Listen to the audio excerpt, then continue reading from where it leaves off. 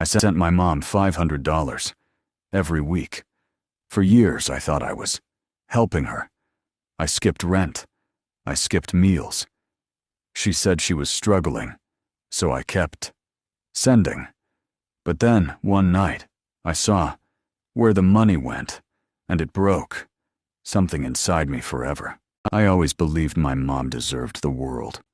She raised me alone after my dad walked out when I was 8. We didn't have much. Just a small apartment, second-hand clothes and canned soup most nights. But she'd always say, as long as we have each other, we're rich. That line stayed with me. Even when I got older and started earning money, I kept hearing her voice. So, when I finally landed my first real job in another city, a tech position that paid well, I made a promise to myself. I'd take care of her the way she took care of me. Every Friday, like clockwork, I sent her $500. No questions, no reminders. Just a quiet transfer with a message that said, "Love you, Mom." She always replied with hearts and thank yous. Sometimes she'd say, "You're my angel, sweetheart. You don't know how much this helps." And that was enough for me. For 3 years, I never missed a payment. Even when I struggled to pay my own rent, even when I skipped meals to save money, I still sent that $500 because she was my mom, and I thought she needed it. But then came the moment that cracked everything. It started with a phone call from my cousin, Tina. She sounded hesitant, almost nervous. "Hey, have you talked to your mom lately?" "Yeah, why?" I asked. I saw her last weekend, at the casino." I froze. My mom? At a casino? I almost laughed it off. My mom never gambled, at least, not that I knew of. But Tina's tone wasn't joking. She was at the blackjack tables with this guy, and she looked, I don't know, different. Dressed up, new bag, hair done. She didn't even notice me. That night, I couldn't sleep. My brain kept spinning. Had I been wrong? The next morning, I called Mom. She sounded cheerful as ever. "Sweetheart, I was just about to text you. How's work?" "Good," I said. "Hey, someone said they saw you out the other night." "Oh, really? Who?" "Tina. She said she saw you at a casino." There was a pause. Not long, just half a second, but long enough for me to feel it. Then she laughed. "Oh, honey, Tina must have been mistaken. You know I don't go to those places. I was probably at the grocery store or something." She brushed it off quickly, changed the subject, and started talking about her cat, her garden, her neighbor's new car. Anything but the casino. I wanted to believe her, so I did. But a week later, my card statement came in. She'd asked me to help her pay for some bills using my card. I had set up a shared account for her. When I checked the transaction list, something jumped out at me. Riverstone Resort Casino, $478.90. My stomach dropped. That wasn't a bill. I stared at it for minutes, my chest tightening. The next few entries made it worse. Luke's Boutique, $260. Deluxe Nail Spa, $130. Premier Steakhouse, $195.60. My heart was racing. This wasn't groceries or medicine. This was luxury. I wanted to call her right then to demand answers, but something in me held back. Maybe fear, maybe denial.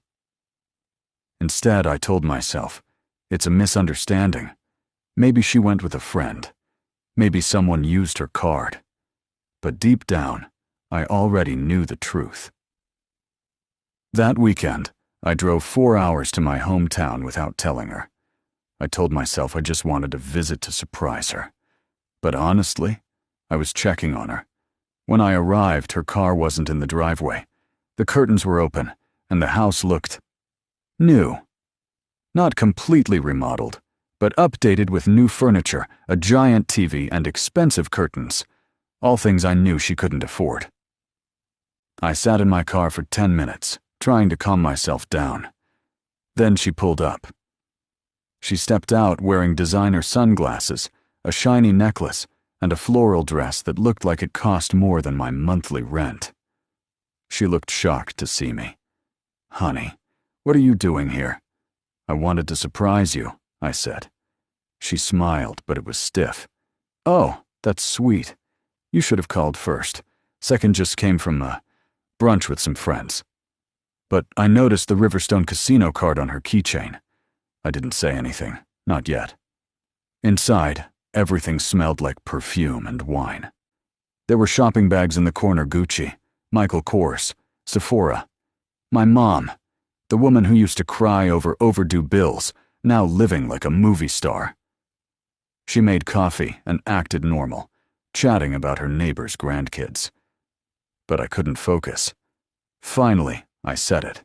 "Mom, can I ask something?" "Of course, sweetie." "Are you gambling?" The mug froze halfway to her lips. "What? No! Why would you think that? I saw your card statements. Riverstone Casino. Almost $500. Her face changed. The warmth disappeared, replaced by a cold stare I'd never seen before. "You looked through my transactions?" "I pay for that account, Mom. You told me it was for bills." She stood up, her voice sharp. "You don't get to question me about what I do. I raised you. You owe me." That hit like a slap. "Owe you? I've been sending you $500 every week for 3 years. That's over $70,000, Mom." She crossed her arms. "And that's what family does. You wouldn't have that job if I hadn't worked myself to death for you." I couldn't believe what I was hearing. The guilt, the manipulation, all wrapped up in the same voice that once said, "As long as we have each other, we're rich." Now it sounded like, "As long as you pay me, we're fine." I didn't know what to say. I just sat there, staring at her, the woman who raised me, now a stranger. After a long silence, she softened. "Honey, you don't understand. I go there with friends. It's just for fun. Sometimes they pay for me. Sometimes I pay for them. You worry too much." Her tone was sweet again, motherly, almost rehearsed. Part of me wanted to believe it. But the expensive clothes, the resort charges, the lies, they all screamed something else. I left that night without saying much. She hugged me, called me her sweet boy, and said, "Don't be mad at your old mom, okay?" But as I drove back, I couldn't shake the feeling that something was really, really wrong. A week later, I found out just how deep it went. I got a message from an unknown number, a man named Paul. "Hey, is this Jason? I think we need to talk. It's about your mom." My blood ran cold. He said he was her boyfriend. He told me she'd been giving him money, thousands, saying her son takes good care of her. I didn't want to believe him. But he sent me screenshots, transfers from her account, with my $500 deposits being moved the same day, straight to him. He even sent photos her and him at casinos, restaurants, on little weekend trips. My mom wasn't struggling. She wasn't living humbly or needing help. She was living it up on my money. That night, I sat in the dark, scrolling through my phone, staring at the proof. Every message, every "love you," Mom now felt fake. I wasn't helping her live better. I was funding her fantasy, and I had no idea how to even face her again. Because she didn't just take my money. She took my trust, the one thing I thought she'd never break. After that call with Paul, I just sat there, completely numb. He'd sent me screenshots, real bank transfers, each one dated right after my payments hit her account. I watched, horrified, as my $500 became $500 to Paul M., week after week. He even wrote, "Thanks, babe. Dinner on me next time." Dinner. On me. It felt like my chest was collapsing. I wanted to throw up, to scream, to call her right then, but I couldn't even move. How do you call your own mother to tell her you caught her using you? How do you say, "You've been lying to me for years," when she's the person you once trusted the most? The next morning I didn't go to work. I drove straight back to her town again. No warning, no text. This time I wasn't visiting, I was confronting. When I got to her house, her car wasn't there, but Paul's car was. I waited in the driveway, my heart pounding like a drum in my throat. 30 minutes later they came out laughing, holding hands like teenagers. She was wearing another new outfit, her nails freshly done, her purse designer, and I just lost it. "Mom!" She froze mid-laugh. Paul looked confused. Her face drained of color. "Jason? What are you doing here?" "I could ask you the same thing," I said, my voice shaking. Or maybe I should ask him. Paul stepped forward. "Hey, man, this isn't what you think." "Don't," I snapped. "I know exactly what this is." I held up my phone, showing her the screenshots he'd sent me. Her smile faded instantly. You went through my messages? You mean your boyfriend's messages? The same man you've been sending my money to?"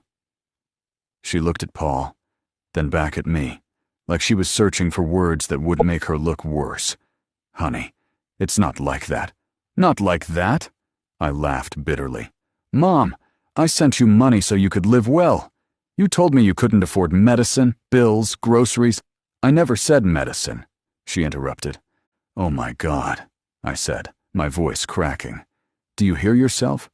Do you even know how insane this sounds?" Paul took a step back, muttering, "I think I'll give you two some space." I wanted to punch him, but he wasn't the one who betrayed me. She was. When he left, silence filled the air. My mom stood there, arms folded, eyes narrow. "You had no right to talk to him," she said. "I had every right," I shouted. "You've been stealing from me." "Stealing?" she scoffed. "You gave it to me willingly. I gave it to help you, not to fund your boyfriend's gambling habit." She flinched slightly, then turned cold. "You're being dramatic. I needed to live a little, Jason. You think I should just rot alone at home while you're out living your fancy life?" That hit me like a slap. My fancy life? "Mom, I live in a one-bedroom apartment and eat instant noodles 3 nights a week, so I can afford to send you that money." "Oh, please," she said, rolling her eyes. "Don't act like you're some martyr. You owe me. Every dollar I spent raising you, you can never repay that." My throat tightened. She wasn't apologizing. She was doubling down. I tried to stay calm, but the words just poured out.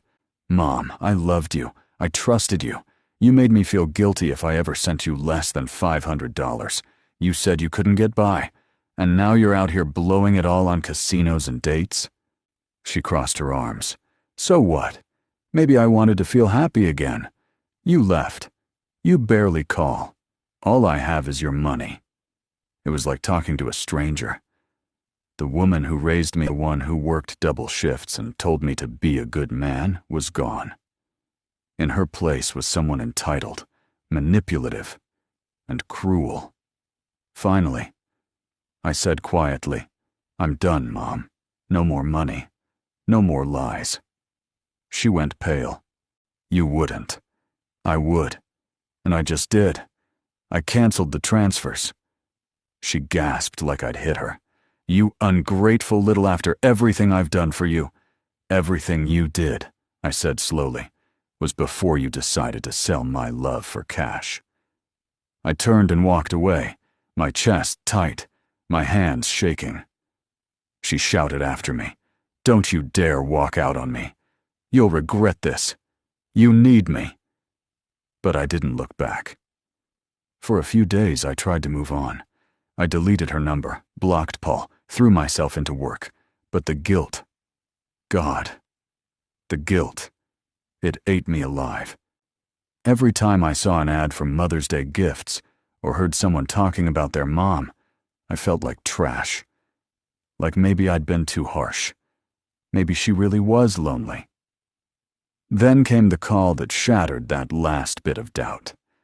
It was from a collection agency. They said they were calling about an outstanding credit card in my name. What credit card? I asked. They gave me the number, and my stomach dropped. It was the card I'd set up for her bills. Apparently, she'd maxed it out over $12,000 and hadn't made a payment in months. The debt was legally mine. I drove to her house again, this time shaking with anger. When she opened the door, she looked annoyed, not scared. "Oh, it's you again. I thought you said you were done." "I am," I said coldly, "but now your debt collectors are calling me." She blinked. "Debt collectors? Oh, that's nothing. They always call. Don't stress yourself." "Don't stress? Mom, you used my name. You maxed out a card that wasn't even yours. Well, I figured since you pay for everything else, you'd help with that too." That was it.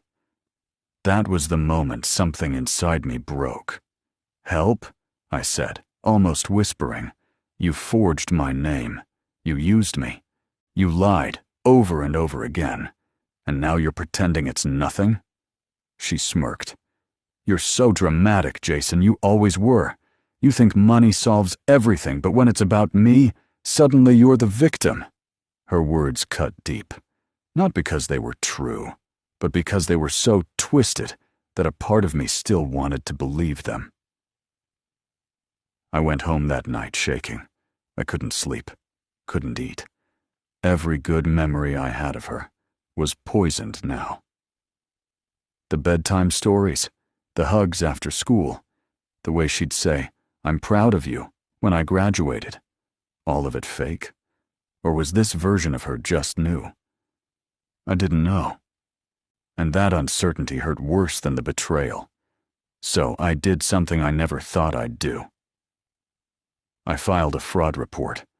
It took everything in me to press submit. My hand was shaking the whole time, but it was my name, my debt, my future. I couldn't let her keep destroying it. A week later, the police called. They'd verified the transactions.